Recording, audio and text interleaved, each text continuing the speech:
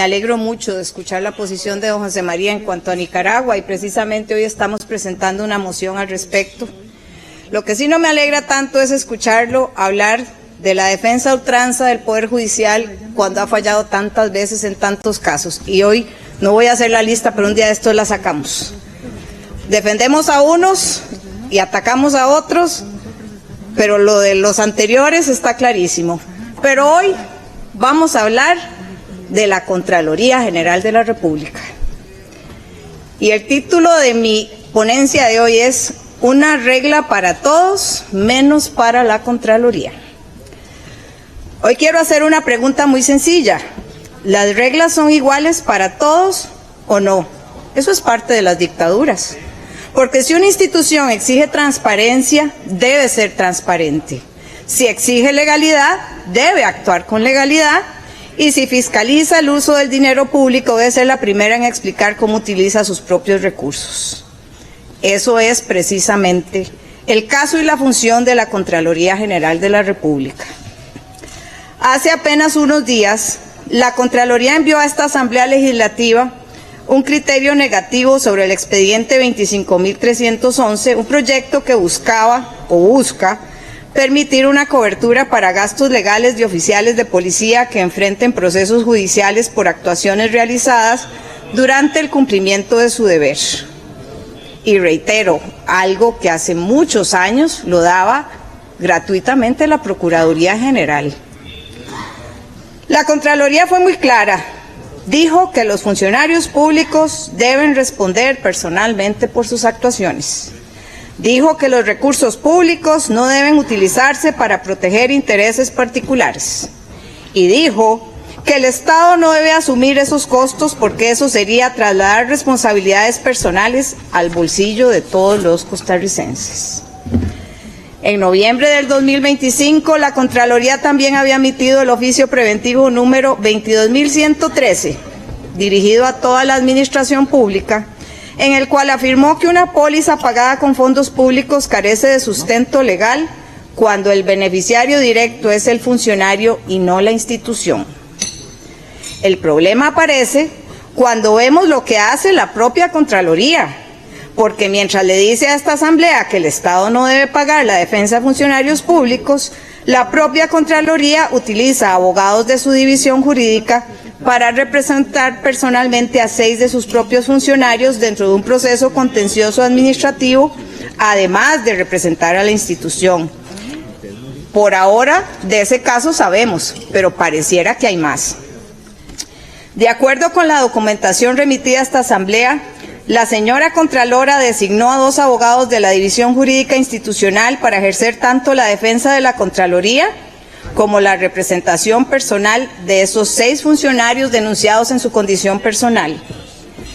Para justificar esa representación, se invocó, oigan ustedes, el reglamento orgánico de la Contraloría y una circular interna. Sin una base legal, ahí sí la Contraloría puede dar beneficios a sus funcionarios. Entonces surge una pregunta muy simple. ¿Por qué para nuestros policías la respuesta es no, pero cuando se trata de los propios funcionarios de la Contraloría, la institución actúa de manera distinta? Si una póliza y una representación jurídica institucional no son exactamente lo mismo, o por lo menos muy similar porque tienen un mismo fin, pero para cualquier costarricense el resultado práctico es idéntico. En ambos casos se utilizan recursos públicos para brindar una defensa jurídica a funcionarios. Si la propia Contraloría reconoce que una institución puede brindar defensa jurídica a sus funcionarios cuando existe una ley que expresamente lo autoriza, entonces, ¿cuál es la ley que autoriza a la Contraloría a defender personalmente a sus funcionarios? ¿O es que hay leyes específicas para los funcionarios de la Contraloría? Porque una circular interna organiza el funcionamiento de una institución, pero una circular no puede reemplazar una ley cuando se trata de justificar el uso de recursos públicos para defender a funcionarios. Los costarricenses también merecen saber cuánto le ha costado esa defensa a los costarricenses, cuántas horas de trabajo pagan todos los contribuyentes, quién decidió que esos funcionarios debían recibir esa representación ¿Y qué pasa si mañana un tribunal determina que alguno actuó con responsabilidad personal? Y hoy quiero informar al país algo más. Como diputada de la República, he solicitado formalmente información para determinar quién realizó el pago de entero de timbres correspondiente a ese proceso judicial, porque los costarricenses también tienen derecho a saber si esos gastos fueron asumidos por los propios funcionarios o si una vez más se utilizaron recursos públicos. El documento aportado registra un entero de timbres del Colegio de Abogados. El comprobante demuestra que el pago se realizó, pero no identifica quién pagó. No estamos adelantando conclusiones, estamos haciendo lo que corresponde: pedir transparencia, obtener la información oficial y exigir que se rindan cuentas. Pero esta no es la única explicación que la Contraloría le debe al pueblo costarricense. También hemos solicitado información sobre su participación en la aprobación de la compra del terreno destinado a la construcción del nuevo hospital de Cartago en el cantón del Guarco. Una vergüenza para este país. La solicitud se fundamenta en un criterio técnico del OPSICORI, según el cual el sitio propuesto se localiza dentro del cinturón deformado del centro de Costa Rica y aproximadamente a 1,5 kilómetros de la traza cartográfica de la falla de Aguacaliente. Ese criterio recomienda realizar estudios especializados adicionales, entre ellos un estudio probabilístico. Pero ese no es el punto medular. Es cómo la Contraloría autorizó la compra de un terreno que ni siquiera tenía el uso de suelo para el momento de la compra, a pesar de que el cartel de licitación lo exigía. Eso se denunció a la fiscalía que ustedes defienden, sí, a esa. ¿Y qué creen? Sobreseídos, ni siquiera investigaron. Por Dios, ¿cuánto le va a costar al país el precio? Bueno, pongámosle el uso de esas palabras que les encantan, el sobreprecio de un hospital que debe validar el cumplimiento de todos los problemas de ese terreno. ¿Y qué es? ¿Que lo van a tener que asumir los costarricenses también? ¿O que la Contraloría va a asumir su cuota de responsabilidad por no cuidar adecuadamente los fondos públicos? Jamás vamos a decir que el terreno es inviable, porque por supuesto tiene una situación particular. No era el mejor terreno para un hospital, pero lo compraron. Entonces, ¿quién va a asumir esos sobrecostos que va a generar tener una infraestructura hospitalaria que debe ser la más segura siempre que se construya?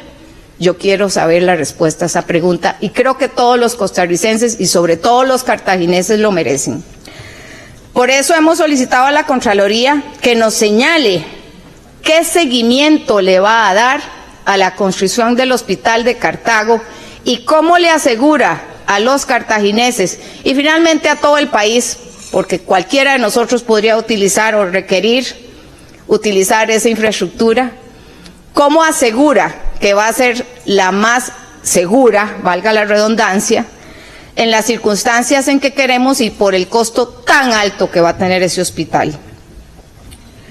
Porque si se confirma que la compra fue autorizada sin contar con todos los estudios indispensables, y créanme que así fue, no estaríamos ante un simple detalle administrativo. Estaríamos ante una decisión que podría afectar 3 cosas fundamentales: la seguridad de quienes utilizarán el hospital,